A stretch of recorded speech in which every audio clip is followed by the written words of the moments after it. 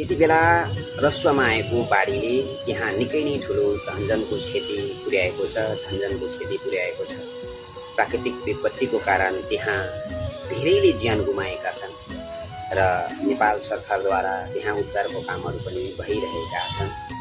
पटक पटक नेपालमै यस्ता प्राकृतिक विपत्तिले धेरै नै ठुलो समस्याहरू निम्त्याइरहेका अवस्थामा यो पटक भने निकै नै ठुलो बाढी हो, जसले धेरै नै ठुलो धनजनमा क्षति पुर्याएको छ।